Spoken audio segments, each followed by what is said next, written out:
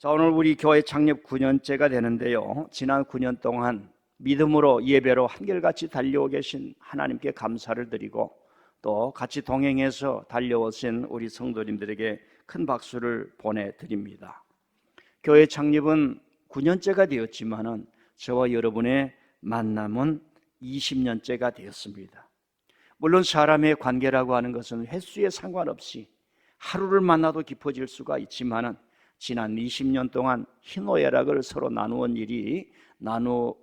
온 일이 은혜가 아니고서는 아니다. 내 가정에 같이 사는 사람하고도 살기가 어려운데 이렇게 동서남북 오밀조밀하게 생긴 여러분들과 제가 20년을 지내왔으니 이게 은혜가 아닌가 생각을 해봅니다. 성도와 성도들 간의 만남도 은혜입니다. 우리 옆 사람에게 한번 눈을 크게 뜨시고 스마일 하시면서 은혜입니다 한번 합시다.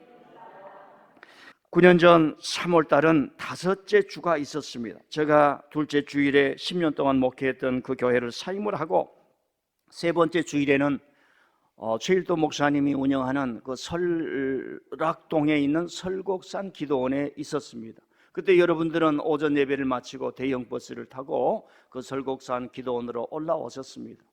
그때에 우리 교회 송윤종 집사님이 이동 뷔페를 통해서 식사를 이렇게 마련해서 벌써 9년이 지났어요. 그래서 오늘 아침에 만나가지고 밥 낸 지가 9년이 됐는데 아직 밥 안 내고 계시냐고, 올해 한번 내라니까 아니 내라면 내야죠 그러더라고.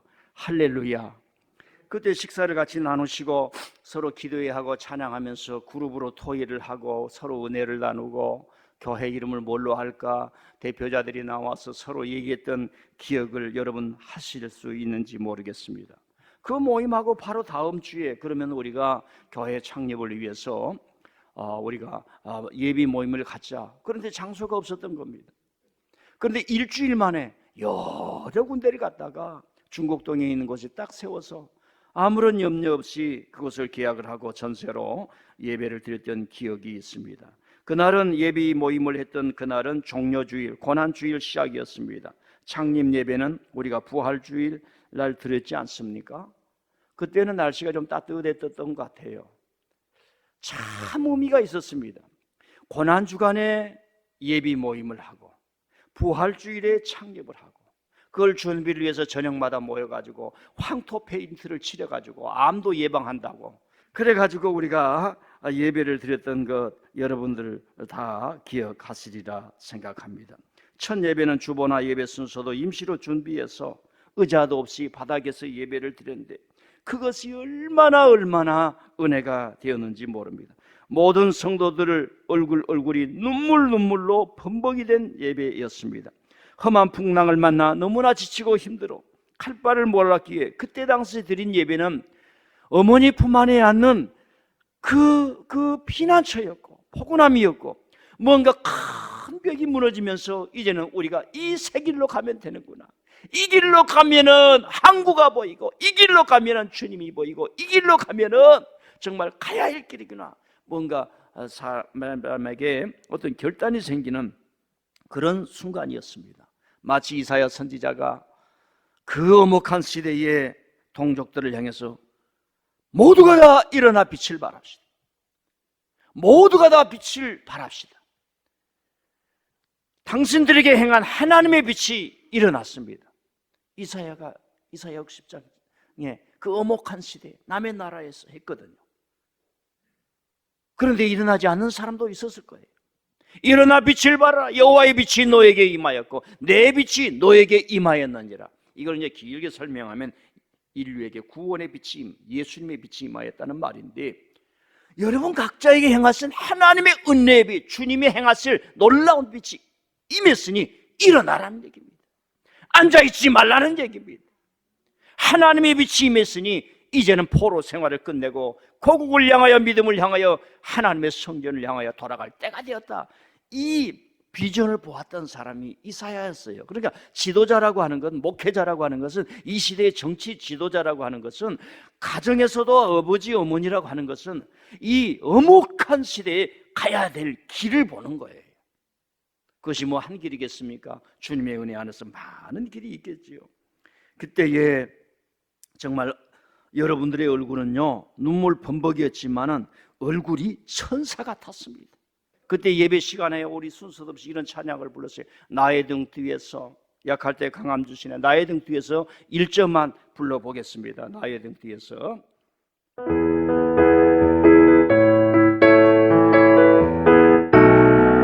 나의 등 뒤에서, 나의 등 뒤에서 나를 도우시는 주, 나의 인생 길에서 지치고 고나여 매일처럼 주저한 곳에 나를 밀어주세요. 일어나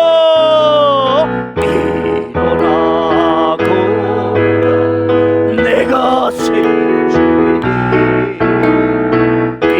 일어나 너 걸어라 내 너를 여기까지만 하겠습니다. 그때 100평 되는 그 공간에 저 찬양을 같이 부르는데 말입니다. 여러분들이요, 찬양이 아니에요. 하나님을 만난 그런 기쁨 속에서 있었다고요. 출산의 기쁨이 있었어요.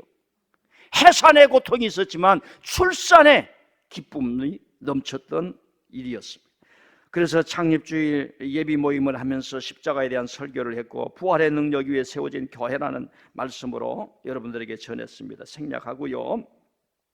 그리고 나서요, 둘째 주일, 교회 창립하고 3월 마지막 주일, 부활주일 3월 31일 날 이렇게 창립 예배를 드리고, 4월 첫 주, 4월 둘째 주 월요일 날 어른들을 모시고 나들이 갔어요. 생각해보면 그때가 얼마나 행복했는지 모릅니다. 또 그분들은 이 아름다운 교회와 예배당을 보지를 못하신 분들도 있어서 천국에 가신 분들이 있습니다. 자, 오늘 말씀을 묵상해 봅니다. 바요나 시몬아, 내가 복이 있도다. 이를 알게 한 이는 혈육이 아니요 하늘에 계신 내 아버지로다. 아버지시니라. 또 내가 내게 이르노니 너는 베드로라. 내가 이 반석 위에 내 교회를 세우리니 음부의 권세가 이기지 못하리라. 내가 천국 열쇠를 내게 주리니 내가 땅에서 무엇이든지 매면 하늘에서도 매일 것이요 내가 땅에서 무엇이든지 풀면 하늘에서 풀리리라. 이런 말씀인데요, 바요나 시몬아 내가 복이 있도다. 이 말씀이 뭘까? 예수님이 베드로를 보고 너는 복 있는 사람이다, 이런 얘기입니다. 바요나 시몬아, 너는 베드로야. 너는 베드로인데 너에게 지금 큰 복이 임이 있을 뿐만 아니라 너는 복 있는 자란 얘기. 이 말씀이 열리기를 바랍니다. 그래서 저와 여러분들이 이 신앙 안에서 깨달음으로 말미암아 하나님의 은혜 안에서 내가 복이 있는 자구나. 아브라함 안에 있는 자가 복이 있고, 지금 베드로가처럼 주 예수 그리스도를 믿고 주는 그리스도시요 살아계신 하나님의 아들입니다라고 하는 고백을 하면서 믿음에 있는 사람은 주님이 우리를 향해서 너는 복 있는 사람이구나, 복을 버리지 말고 살아라, 이런 뜻이 있구나, 이런 믿음을 좀 가졌으면 좋겠습니다. 이런 말씀이 다시 무엇일까? 왜 베드로에게 너는 복이 있도다 이렇게 말씀을 하실까라고 하는 겁니다. 이 베드로란 말 다 알죠. 피터라는 말로 영어로 번역할 수 있고, 페트로스라는 헬라어 말입니다. 이것은 돌을 말하는 거예요. 큰 돌덩어리를 말하는 게 아니라 다 깨지고 막 이렇게 있는 그 돌이란 말입니다. 페트로스. 이게 154번 신약에 나와요. 그런데 한 번만 빼고, 요한복음에 나온 1장에 있는 베드로는 빼고 모두가 다 이 시몬을 말하는 겁니다. 너 베드로야, 너 돌이야, 돌. 바위야, 바위. 여러분, 피라미드가 어마어마한 돌로 쌓여졌다는 걸 아시죠? 너무 무거우니까 우리는 개념이 없어요. 그 돌 한 덩어리가 너무 무거워요. 여러분이 가지고 다니는 추록으로도 실을 수가 없어요. 추록 다 빵꾸 납니다. 그만큼 무거운 거에 그렇게 많이 되어 있어요. 왜 그래요? 밑에 집안이 어마어마한 돌 집안이에요. 돌 집안. 예, 그 집안 아시죠? 집안이 아니라 집안. 예, 그라운드라고 하는 어마어마한 돌로 되어 있어요. 피터를 향해서, 시몬을 향해서 주님이 154번 신약에서 너는 베드로다, 너는 돌이다, 돌, 바위다, 바위. 그리고 보니까 우리 교회에 반석이라는 이름을 가진 돌 사람도 있어요. 돌 사람. 세상에. 이게 너가 복이 있다는 얘기. 이게 지금 베드로가 나를 누구라 하느냐, 예수님이 질문 앞에 주는 그리스도시요 살아계신 하나님의 아들입니다. 주는 그리스도시요 살아계신 하나님의 아들입니다. 쉬우면서도 이걸 알려고 하면 여러분이 성경 공부를 많이 해야 돼요. 경건의 생활을 많이 해야 됩니다. 베드로가 이 고백했던 거 주님이 예수님이 놀라신 거예요. 베드로야, 그건 말이야 하늘에 계신 아버지가 알려주신 거야. 그러니까 지금 베드로도 놀래지만 예수님이 놀라신 거예요. 하늘에 계신 아버지가 베드로야, 너에게 그런 영적 지식을 주고 영적 감각을 주고 영안을 주고 고백을 주고 고백한단 말이에요. 고백한다는 거예요. 자, 베드로가 이런 역사를 만들어낼 때 예수님이 놀라는 거예요. 오늘 여러분들이 하나님을 찬양하고 믿음으로 살고 주님의 은혜 안에서 기뻐할 줄 알고 춤출 줄 알고 찬양할 줄 알고, 오늘 우리 찬양할 때 할아버지들 막 손을 들면서 맞습니다. 주님이 그런 일을 하셨습니다. 내가 베푸게 살다 보니까 세상에 취했는지 모르면 주님 앞에 나옵니다. 주님 안에 구원이 있고 주님 안에 은혜가 있고 주님께서 우리를 구원해 주심을 믿습니다. 막 찬양을 하잖아요. 저기 영국이거든요. 우리가 알듯이 영국의 교회는 텅텅 빈다 그러지 않습니까? 그런데도 하나님은 남겨두시고 신앙을 갖게 하신 분들이 있을 줄 믿습니다. 저와 여러분을 이 민들레 교회에 남겨놓은 사람들인 줄 믿습니다. 바요나 시모나, 아버지가 너에게 알려주시려. 목회자가 목회를 하다 보면요, 하나님의 은혜를 저렇게 봐 성도들이 저렇게 자발적으로 하는구나. 그게 감동되어 가지고 목사가 속아가지고 하나님, 내가 이 교회를 위해서 열심히 살겠습니다. 이 결단을 하고 고백을 해가지고 또 이거 물릴 수가 있어야지. 무슨 말이 좀 이해가 안 되십니까? 바요나 시모나 내가 복이 있다. 여러분, 베드로만 복을 받게 하십니까? 안 그래요. 하나님은 저처럼, 저와 여러분처럼 좀 부족하고 어려운 사람에게도 바요나 시몬에게 복을 주신 것처럼 내가 너를 복되게 하리라 하신 분이 하나님이신 줄 믿습니다. 자식을 키워봤어요. 좀 부족한 자식에게 마음이 더 가는 것이 부모의 마음이라고. 하나님은 그보다 더 하세요. 하나님께서 여러분들 향해서 너는 복 있는 자라구나, 이런 말씀을 할 수 있는 그런 감동이 저와 여러분 속에 일어나기를 바랍니다. 두 번째로는 음부의 권세가 이기지 못하는 교회를 세운다 그랬어요.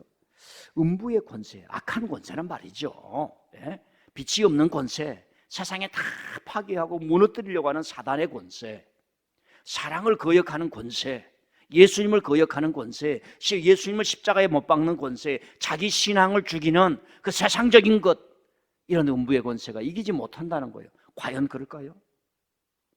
여러분, 얼마나 많은 교회가 아파하고 있어요. 얼마나 많은 교회가 흔들리고 있습니까? 어떤 사람은 예배 들어가기가 싫어요. 그런데 그 교회에 내가 교인이에요. 그러니까 안 갈 수가 없어서 가는 교인들이 얼마나 많습니까? 정말로 음부의 권세가 교회를 흔들지 못해요.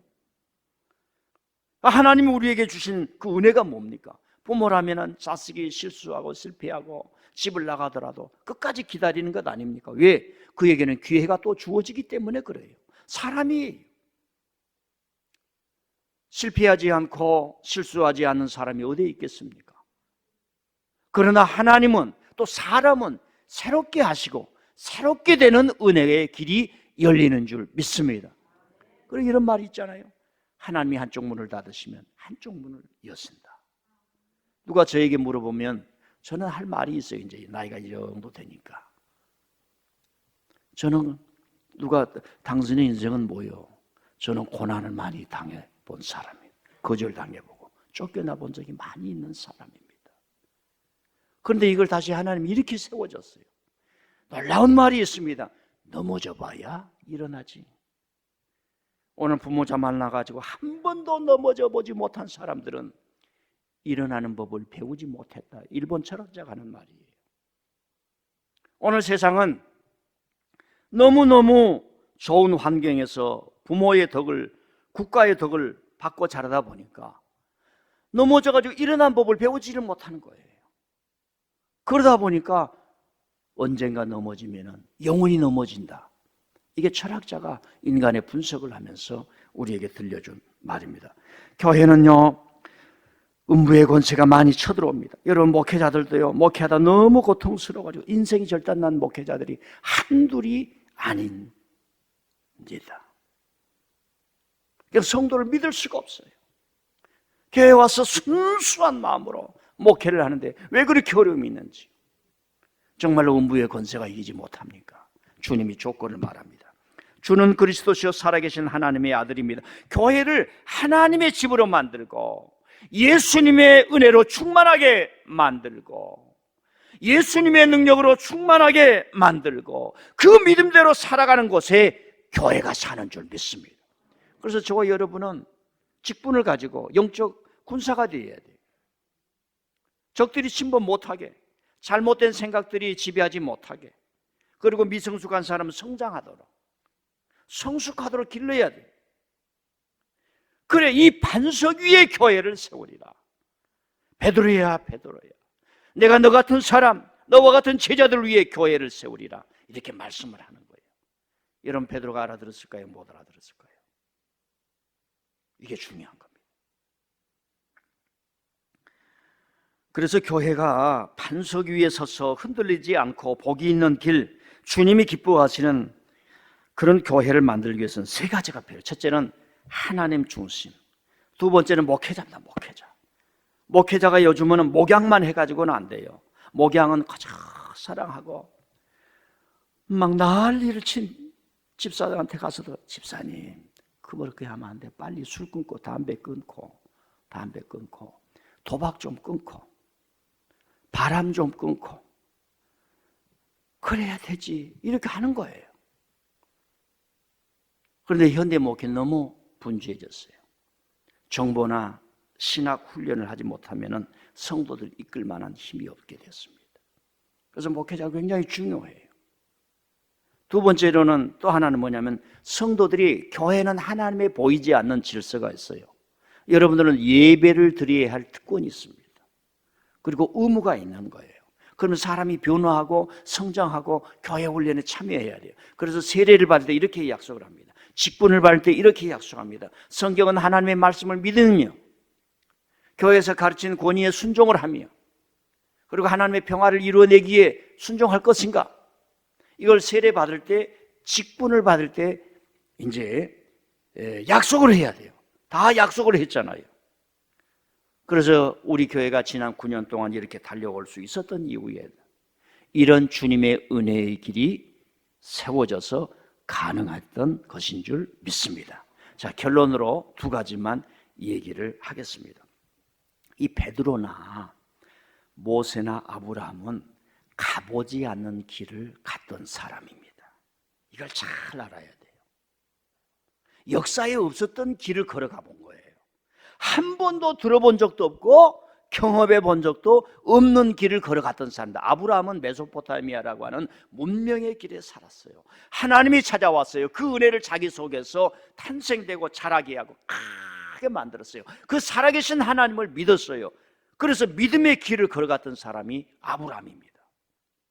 여러분 아시죠? 모세는 아버지를 만나본 적이 없어요. 어머니를 어머니라 불러본 적이 없어요. 왕궁에 살다 쫓겨났지 않습니다. 이 인생만큼 비참하고 이 인생만큼 어려운 사람이 어디에 있었겠습니까? 그러나 하나님의 계획 속에 그를 80세에 불러서 한 민족을 만들고, 역사에 지도에 없었지 않습니까? 그 나라를 만든 사람, 했던 사람이 모세예요. 인류 문명의 위대한 역사가 4,000년 전에 탄생한 겁니다. 그러니까 모세라고 하는 분을 우리가 하나님의 은혜 안에서 다시 봐야 되는 거예요. 저는 누가 저에게 성경에서 참 이렇게 좀 눈이 가고 마음이 가는 인물이 누구인지, 저는 당연히 모세입니다. 왜? 모세를 보면은 현대 문명을 이해할 수 있어요. 현대 문명이 가진 갖가지 어려운 문제를 모세가 다 풀고 갔어요. 왜? 인간을 소중히 여겼어요. 왜? 하나님의 안에서. 항상 제가 얘기를 하잖아요. 그때 당시 모세처럼 광야에 나와서 그렇게 백성들이 많으면은 다 왕이 돼요. 저도 우리 교인이 한 1,000명 되면 왕 밑에쯤 될 것 같아요. 우리는 십자가를 질질하는 거죠. 십자가는 죽는 거 아닙니까? 하나님, 이건 다 내 것이 아닙니다. 하나님의 것이. 그러니까 모세쯤 되면 다 깃발 꽂고 왕조를 만들었어요. 모세 왕조. 근데 모세는 왕이라 하지 아니하고 하나님의 종이라고 하고. 그러니까 모세는 가보지 않는 길을 걸어가는 거예요. 근데 성공하는 거예요. 베드로는 교회가 없는 길을 걸어가 본 거예요. 성공한 겁니다. 초대교회 사도행전을 보십시오. 하나님께서 저와 여러분의 가보지 않는 이 민들레 길을 걸어가게 하셨잖아요. 하게 하셨잖아요. 정말 어려웠잖아요. 오늘 우리가 이 기도를 했는데 이 기도할 때는 땅도 없었어요. 아무것도 없었어요. 그냥 기도만 있는 거예요. 기도만. 그 겁 없이 이 길을 걸어가겠다고 저와 여러분이 홍해를 건넜으니 보통 겁이 없으신 분이지. 주님이 가라면 갈 때에 새 길이 열리는 줄 믿습니다. 저 개인적으로는 가보지 못한 길을 많이 갔지요. 만나지 못할 우리 나라 엄마를 만나기도 했지만은 제가요 시골 촌 사람이요 제가 유치원 교육을 받아봤겠습니까? 뭘 받아봤겠습니까? 언어가 다른 곳에 가서 언어가 달리 이 세계를 이해하는 그 유학의 공부를 했다는 게 저에게는 어마어마한 도전이에요. 그래서 주님을 믿으면 믿을수록 이상하게 가슴이 커져요.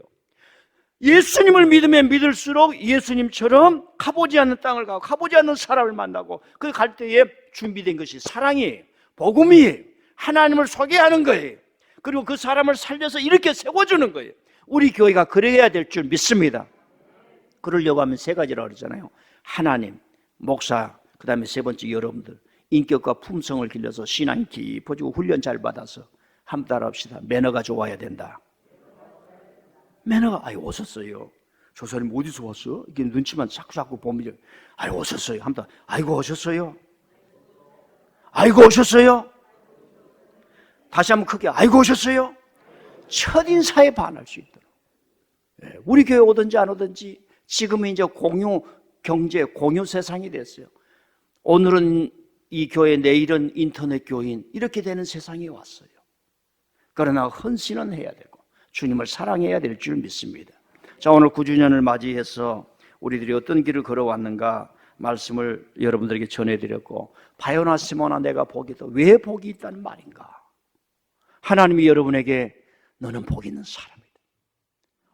하나님 아버지, 주님이 나를 복 있다 하시는군요. 여러분 어머니는, 아버지는 걷지도 못하고 아장아 하는 애기도 너는 내 딸이야, 내 아들이야, 내가 너를 책임져 줄 거야.